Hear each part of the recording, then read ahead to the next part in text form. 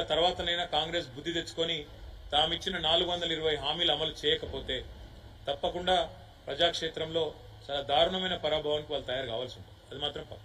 Thank you మాట నేను విజ్ఞప్తి చేస్తా ఉన్నా. అదే మాదిరిగా ఇవాళ ఒక వార్త స్పష్టంగా కనబడతా ఉంది.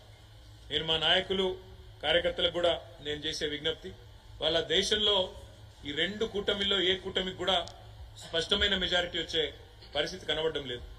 ఇటు బీజేపీ ఆధ్వర్యంలో ఉన్న ఎన్డీఏకి కానీ కాంగ్రెస్ ఆధ్వర్యంలో ఉన్న ఇండియా కూటమికి కానీ స్పష్టమైన మెజారిటీ అయితే వచ్చే పరిస్థితి లేదు. ప్రాంతీయ పార్టీలే తమ హవా కొనసాగించబోతా ఉన్నాయి. తప్పకుండా ఏ పార్టీలు అయితే ఇండియాలో కానీ ఎన్డీఏలో కానీ లేవో ఆ పార్టీలకు వచ్చే సీట్లు, అందులో చాలా ప్రముఖమైన పార్టీలు ఉన్నాయి. బీఆర్ఎస్ ఉన్నది, వైఎస్ఆర్సీపీ ఉన్నది, బిజు జనతాదళ్ ఉన్నది. వీళ్ళే రేపు ప్రాంతీయ శక్తులే నిర్ణయాత్మకమైన పాత్ర పోషిస్తాయనే విశ్వాసం మాకున్నది. 5 నెలలు టైంపాస్ గా నడిపింది కాంగ్రెస్ ప్రభుత్వం ఈ రాష్ట్రంలో ప్రభుత్వాన్ని.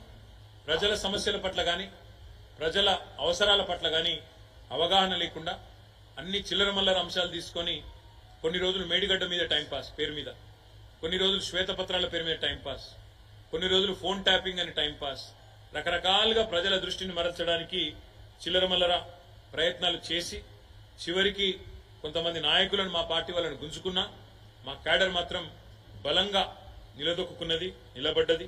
పార్లమెంటు ఎన్నికల్లో అద్భుతంగా పోరాట పటిమను ప్రదర్శించింది బీఆర్ఎస్ పార్టీ క్యాడర్.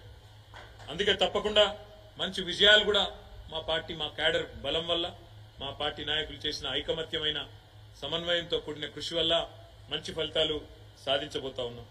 ప్రజలకు ఒక విషయం స్పష్టంగా అర్థమైంది. ఈనాడైనా ఏనాడైనా అల్టిమేట్ గా బీఆర్ఎస్ పార్టీయే తెలంగాణ ప్రయోజనాలకు సంబంధించినంత వరకు శ్రీరామ రక్ష అనే మాట ప్రజలందరికీ కూడా అర్థమైంది. రెండు జాతీయ పార్టీలు కూడా కేవలం సన్నాయి నొక్కులు నొక్కడానికి, విమర్శలు చేయడానికి, కేసీఆర్ గారిని దూషించడానికి, కేవలం తెలంగాణకు ఏమీ చేయకపోయినా అడ్డగోలు మాటలు మాట్లాడడానికి, అడ్డగోలు విమర్శలు చేయడానికి మాత్రమే పరిమితం. వీళ్ళ వల్ల అంతకంటే ఏమీ కాదు అనే మాట కూడా అర్థమైంది. చివరిగా నేను చేసే విజ్ఞప్తి, నేను చెప్పే మాట ఒకటే. ఇవాళ మా పార్టీ నాయకులు, మా పార్టీ కార్యకర్తలు ఎవరెవరైతే ఈ ఎన్నికల్లో అద్భుతమైన పనిచేసినారో వారందరికీ ధన్యవాదాలు తెలియజేసుకుంటూనే వారికి ఇంకొక మాట కూడా నేను విజ్ఞప్తి చేస్తా ఉన్నాను. మీరు చేసిన కృషి, మీరు చేసిన ప్రయత్నం ఉత్తగానే పోదు. పార్లమెంట్ ఎన్నికల్లో మంచి ఫలితాలతో పాటు, మంచి ఓట్లతో పాటు, సీట్లతో పాటు రేపు తొందరలోనే జరగబోయే స్థానిక సంస్థల ఎన్నికలకు కూడా మీరు చేసిన పని, మీరు పెట్టిన ఎఫర్టు ఇది ఒక పునాది కాబోతా ఉన్నది. ఎందుకంటే ఈ సంవత్సరం వరుసగా జిల్లా పరిషత్ ఎన్నికలున్నాయి, మండల ప్రజా పరిషత్ ఎన్నికలున్నాయి, సర్పంచ్ ఎలక్షన్లు ఉన్నాయి, అదేవిధంగా కౌన్సిలర్ ఎన్నికలున్నాయి. ఇవన్నిటికీ ఒక బలమైన పునాది, ఒక బలమైన మరి ఎఫర్ట్ ఏదైతే మనం చేసినామో తప్పకుండా ఇవన్నిటికీ ఇది ఒక బలమైన ప్రాతిపదికగా మారుతుంది. తప్పకుండా కాంగ్రెస్ బీజేపీ శాయశక్తుల ఎన్ని ప్రయత్నాలు చేసినా తప్పకుండా మీ అందరి ఎఫర్ట్ వల్ల మళ్ళీ తెలంగాణ ప్రజల ఆశీర్వాదంతో బీఆర్ఎస్ పార్టీ ఈ 3 పార్టీలలో అత్యధిక సీట్లు సాధించిన పార్టీగా నిలబడబోతుందని చెప్పి కూడా తెలియజేస్తూ మళ్ళొక్కసారి మాకు ఎన్నికల్లో ఓట్లేసిన ప్రజలకు, అదేవిధంగా అహర్నిశలు కష్టపడి పనిచేసిన మా గులాబీ సైనికులకు హృదయపూర్వకంగా ధన్యవాదాలు తెలియజేస్తూ తప్పకుండా మంచి మెజారిటీతో మరి మంచి గౌరవప్రదమైన స్థాయిలో ఆ 2 పార్టీల కంటే ఎక్కువనే సీట్లు సాధిస్తామని చెప్పి కూడా ఆశాభావాన్ని వ్యక్తం చేస్తూ మాకు సహకరించిన ప్రతి ఒక్కరికి, మీడియాతో సహా ప్రతి ఒక్కరికి కూడా పేరు పేరున ధన్యవాదాలు, పేరు పేరున నమస్కారం. Thank you.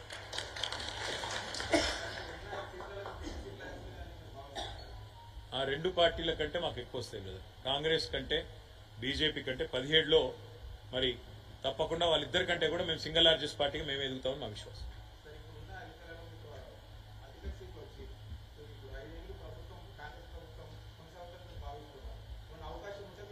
జూన్ 4th నాడు చూద్దాం బ్రదర్, తొందర ఎందుకు, అన్నిటికీ ఇప్పుడే తొందరపడితే ఎట్లా. ఒకటైతే పక్కా నాకు తెలిసి కాంగ్రెస్ పార్టీ పరిస్థితి మాత్రం ఎన్నికల తర్వాత బాగుండదు. ఎందుకంటే ఈ 5 నెలల్లోనే ఎక్కడ లేని వ్యతిరేకతను ప్రజలు మూటగట్టుకున్నది కాంగ్రెస్.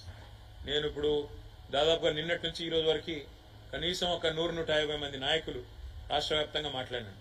అందరు చెప్తుంది కూడా ఒకటే, 5 నెలల్లోనే ఒక అసాధారణమైన వ్యతిరేకత మాత్రం కాంగ్రెస్ మీద వచ్చింది. క్షేత్రస్థాయిలో కాంగ్రెస్ పరిస్థితి బాగలేదు. వీళ్ళు అడ్డగోలు హామీలు ఇచ్చి నెరవేర్చలేదు అనే కోపం ప్రజల్లో బలంగా ఉంది అనే మాట చెప్తున్నారు.